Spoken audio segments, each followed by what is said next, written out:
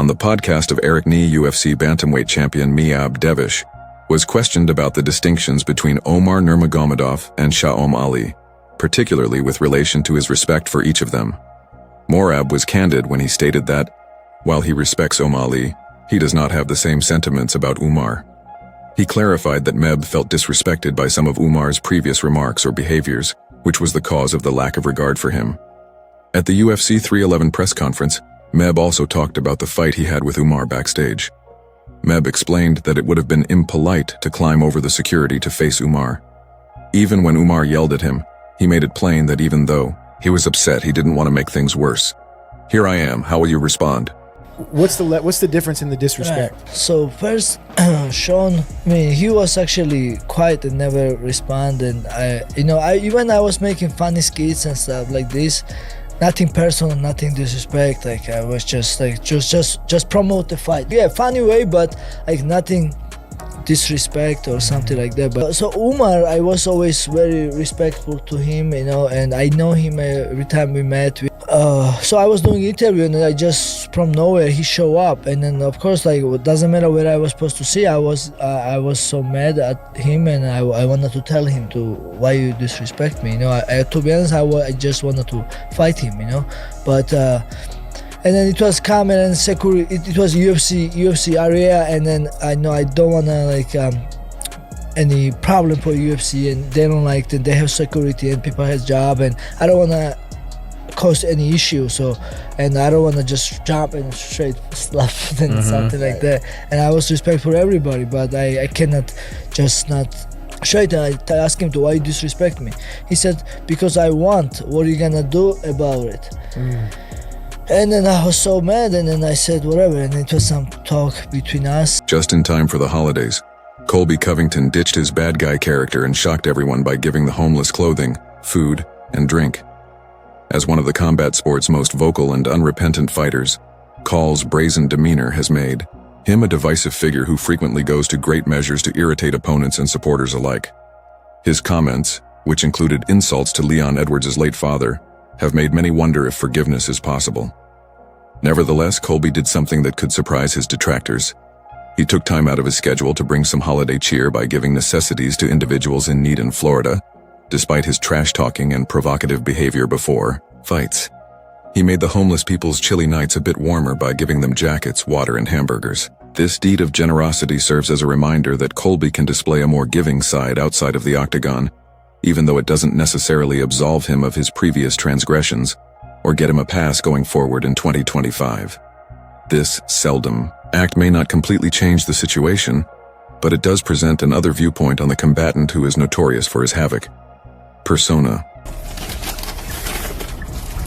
Here you go. Happy New Year, brother. You got water there. Are you cold? Are you cold? Yes, Yeah. Okay. You want a sweater? You have any pants also? I got a sweater. Here. You want a water? Here you go, brother. God bless, man. Happy New Year. Happy New Year! Let's make it the best year yet. Yes, 2025 gonna be the bomb. Let's do that. Love the mindset, the perspective. Thank you, sir. Take care, brother.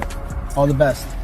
Isna Israel says, since it was the first time in his MMA career that he had suffered back-to-back defeats, fans were curious about Adna's next step after his loss to Draus Dupi at UFC 305, and his new, radically altered training regimen ahead of UFC Saudi Arabia. But it became evident that Izzy isn't ready to give up on his quest for the 185-pound belt just yet, when the 35-year-old agreed to fight Amavo. OSA's head coach, Eugene Berman, has increased the suspense by revealing that, in light of his recent performances, the fighter's training regimen will vary significantly. Quotation for this fight: I'm doing a few things with Izzy quite differently. These are far more extreme than what I'm used to doing, although I prefer to take things very slowly and believe that if something isn't broken, it doesn't need to be fixed. I felt that we needed to completely turn things around a little bit based on previous performances. He hasn't been used to this slightly different approach for the past several camps, but he's looking great and reacting to it incredibly well. We're currently on track for that final phrase, which is what I'm hoping for in a very vintage performance from Israel. Clemen Jorge. The coach of Ilia Topuria recently revealed the major news about Ilia's opponent, acknowledging the appeal of other well-known figures, while affirming that the fight with Islam Makhachev is by far the most likely to occur. Alexander Volkanovski as the most worthy challenger coach and Conor McGregor for financial gain, made it apparent that the Makhachev bout is the one that will take place. He said that the other bouts aren't practical right now, in addition to discussing their potential. Although he is a well-known name, McGregor is not now in the cards, and Volkanovski, although being a top contender, is also not the immediate focus. Instead, the coach stated that all the signals point to a clash with Makhachev. This fight is the one that is most likely to occur next and will make the most sense for Ilia's career. With this declaration, in an interview with the Georgian outlet Crystal Sport Coach Kleeman made it clear that the fight against Islam is not just a possibility, but almost a given. He said that defeating Makhachev would take Ilia's career to new heights and solidify his reputation as one of the greatest fighters of all time. The three fighters most frequently mentioned as possible opponents for Ilia are Islam Makhachev, Alexander Volkanovski, and Conor McGregor. A bout with Makhachev would turn Ilia into a legend.